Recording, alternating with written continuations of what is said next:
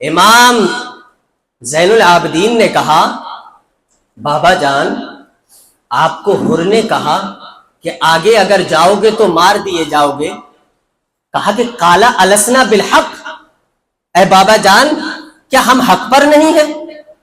ہم حق پر نہیں ہیں کیا جو ہمیں مار دیا جائے گا؟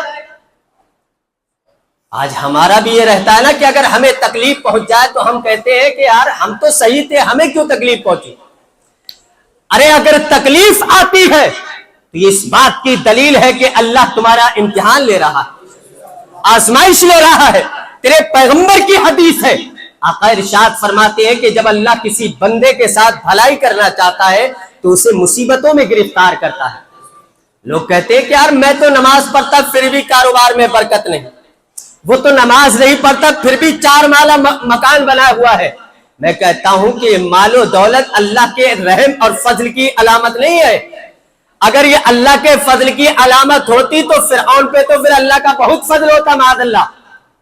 نہیں میرے دوستو، اللہ کے فضل کی علامت یہ ہے کہ بندہ مصیبتوں میں گھرتا رہے، اس کے باوجود بھی کہتا رہے کہ اللہ کا شکر ہے، اللہ کا شکر ہے. حضرت رابعہ بصریہ کو آپ نے سنا ہے؟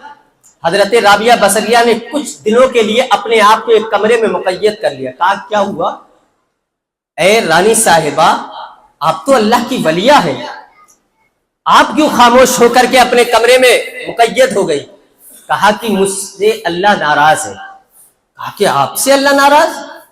آپ تو اتنی بڑی اللہ کی ولیہ ہے کہ آپ جب چاہتی ہیں اللہ کا دیدار کر لیتی ہے، جب چاہتی ہے رسول اللہ کا دیدار کر لیتی ہے.